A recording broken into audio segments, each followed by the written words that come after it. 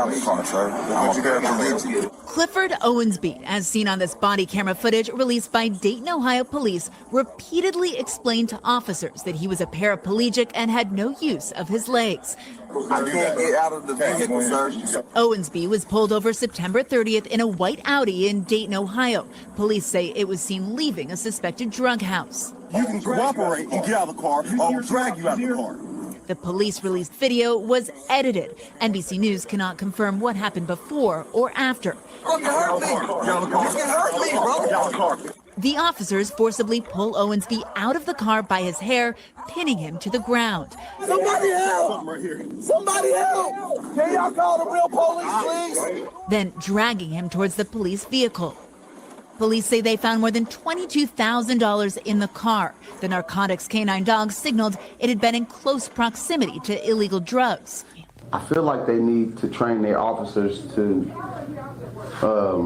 deal with disabled people in a more efficient manner, treat them with respect.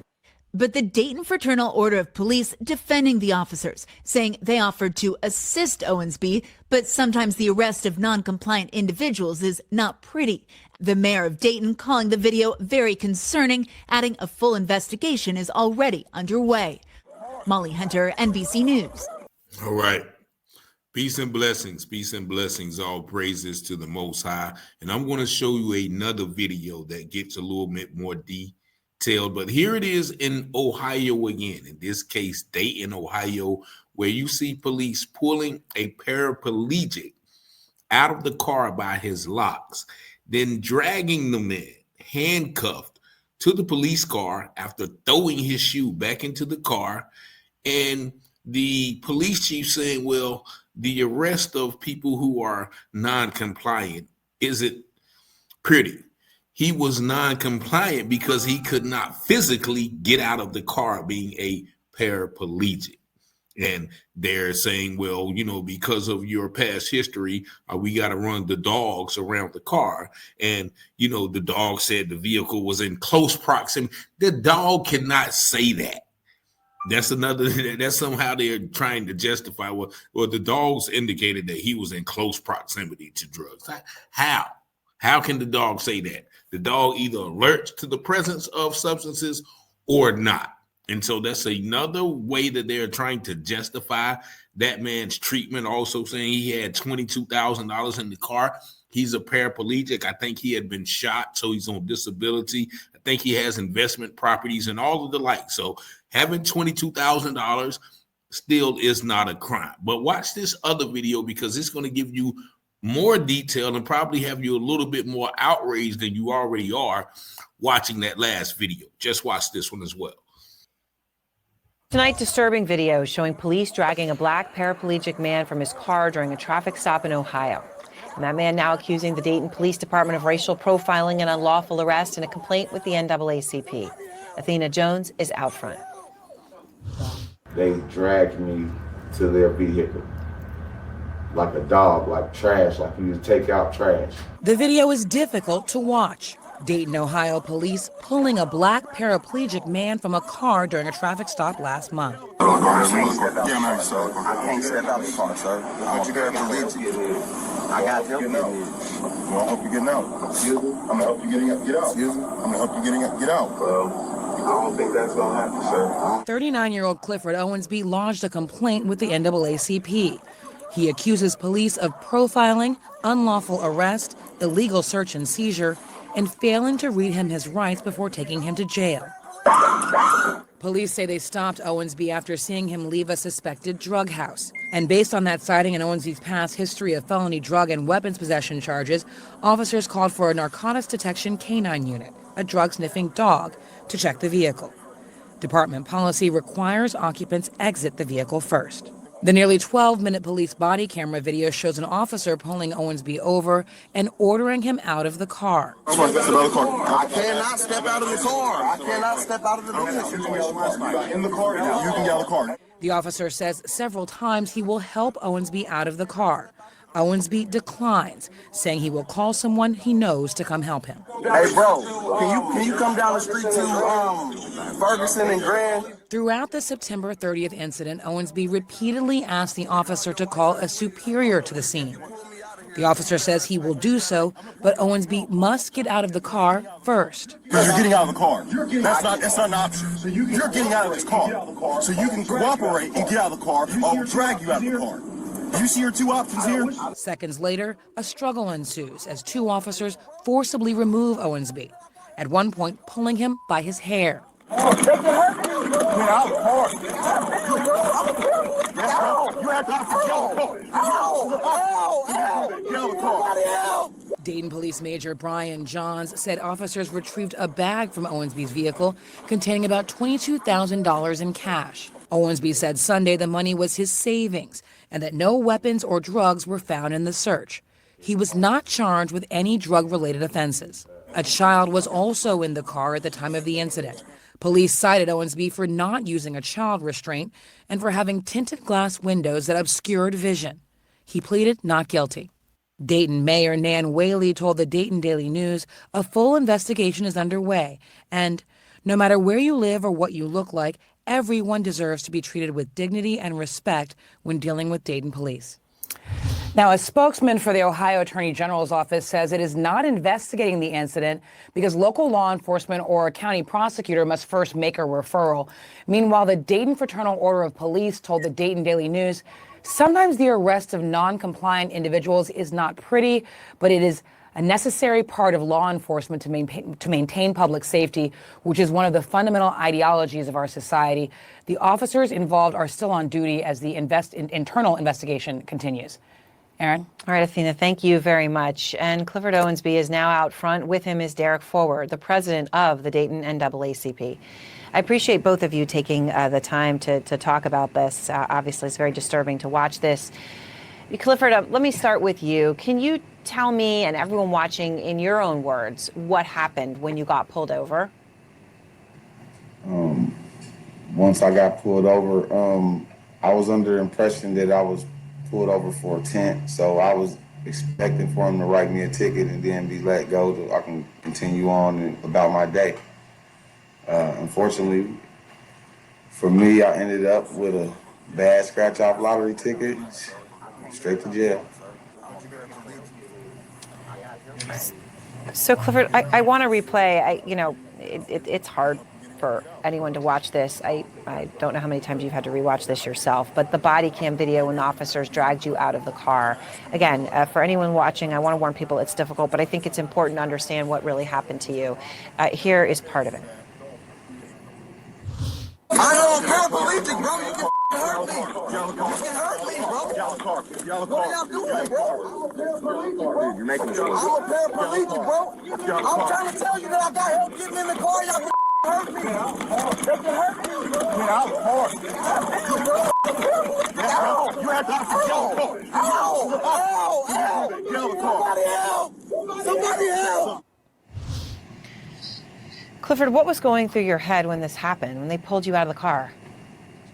I was in fear of my life. All I could do is just close my eyes and grab the steering wheel, and I prayed to God in my head to, make sure that it didn't go the way that it went. And they snatched me out of the vehicle by my hair, and I don't know, it's a constant reminder every day, and I can't get past the fact that, I've been humiliated like that, never do anyone like that, treat any citizens of Dayton, Ohio, or anywhere else like that.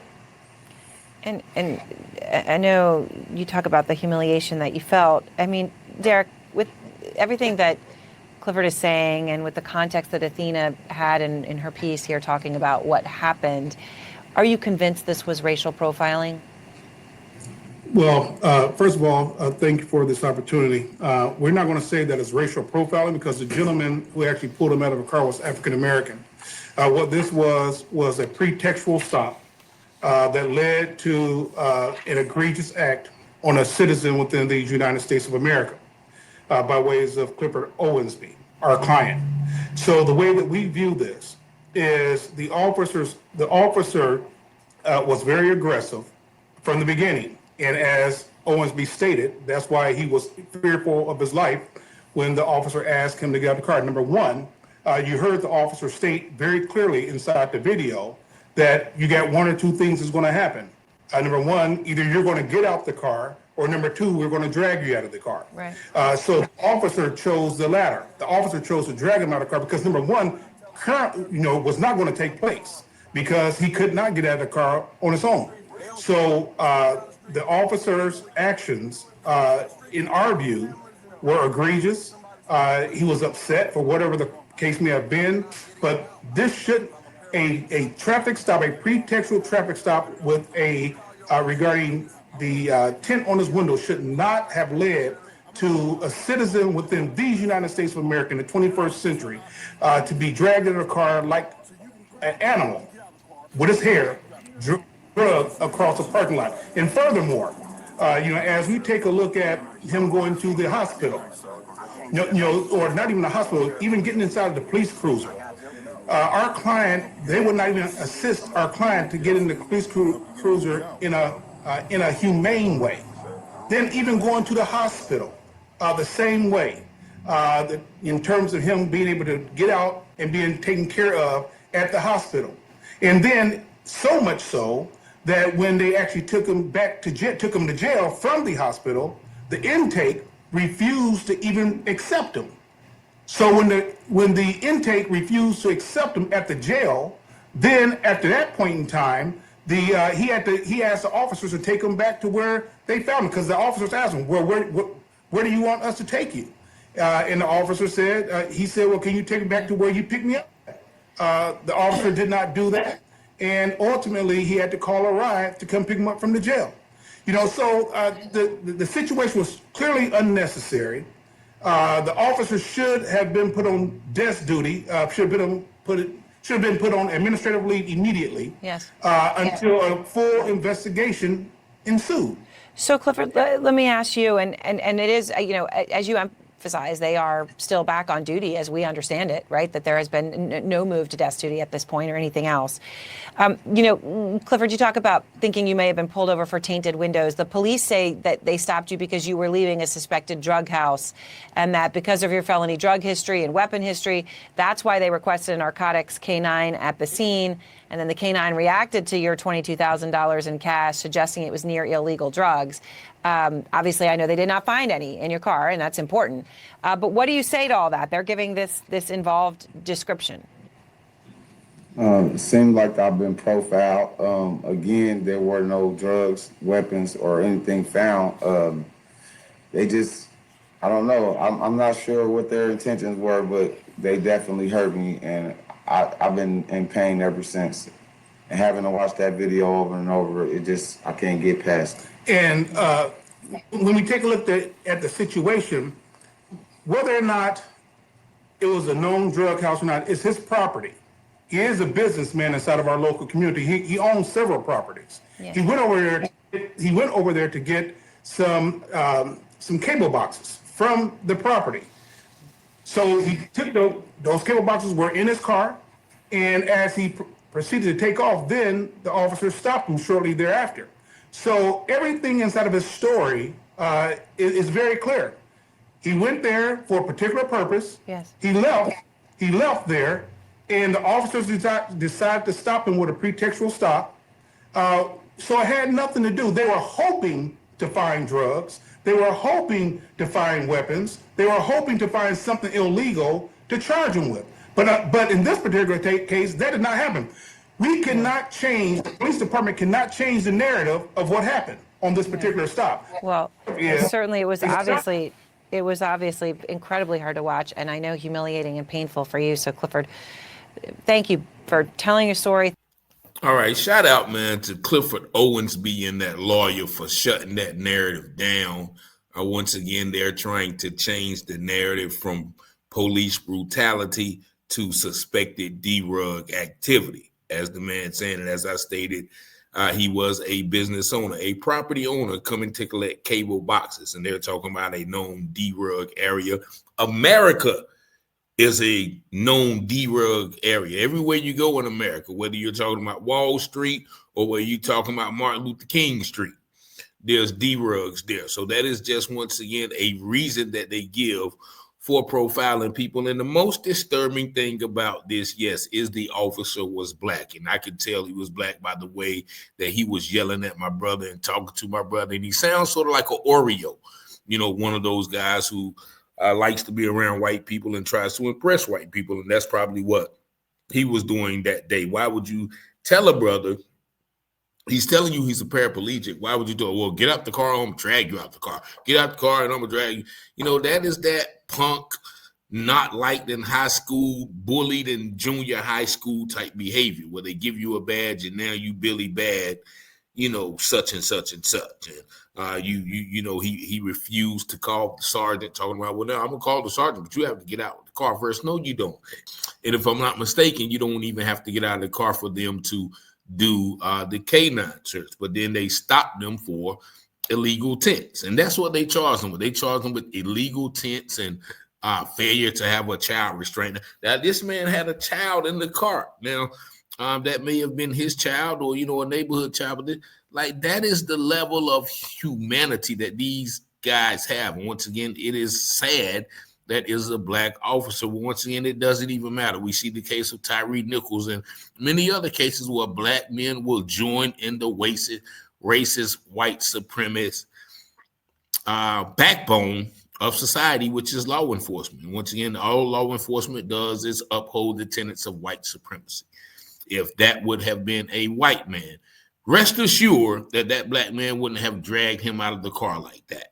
My brother Clifford Owensby said, well, they need to, find a way to deal with handicapped people more efficiently. No, they don't.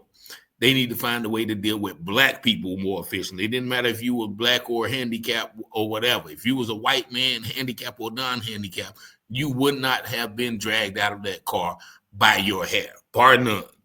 Point blank, bottom line, period. And, the officers are still on duty and they give that blanket statement as always. Well, all of our citizens deserve to feel safe when they encounter law enforcement. Evidently not, because this man did not. And once again, his injuries were so bad, or, the police was like, we're not going to take this. Intake refused to take him. Intake refused to take him to the hospital. Intake refused to take him into the jail. So that should let you know right now. I'm like, man, you tripping. You brought this man to jail for a window tint and a restraint. And that's how they justify the treatment. Oh, we had to drag him and drag him and pull him out the car because he was suspected of having substances. And he had $22,000 in cash. Well, what was the arrest? A window tint. You know what I'm saying? Make that make sense. He's literally telling you, I can't get out of the car. He's calling his friend to help him get into the car. He was like, you got in the car, you can get out of the car. He said, no, I had help. Let me call somebody to help me. I'll help you out of the car. Nah, man, let me, so that is, once again, and that's sad. All you black police officers, this is one of the guys who makes it hard on you. When we see you out in the streets, we don't know whose side you are on. But evidently, this guy was on the side of white supremacy and injustice and police brutality and whatever else you want to add in that context. But shout out to, once again, Clifford Owensby. And I seen another thing where they had him on trial for a window tint. Like, they literally have him on trial for that because they have to make it seem like he's the criminal. That's why he was treated like that. But, shout out to my brother for standing his ground and, telling his truth. And, hopefully he'll, be able to get some recourse because, that is humiliating, having to watch that. You already can't walk. So now you're going to drag me like a dog because you can, man. You a coward. Whoever that police officer is, I hope you watching it. I hope your mama watching. I hope your wife watching. I hope your kids watching. You a coward. And I said it, 919-587-7782. You see the number, call me directly. You coward. But y'all let me know what y'all think about this video in the comments. Thank y'all for watching. Appreciate all the likes, shares, comments, subscriptions, all the like, calls, texts, emails, cash apps, donations, and the like. Most importantly, peace and blessings to all, except that officer that dragged that man out of the car with his dreads. But to everybody else, much love.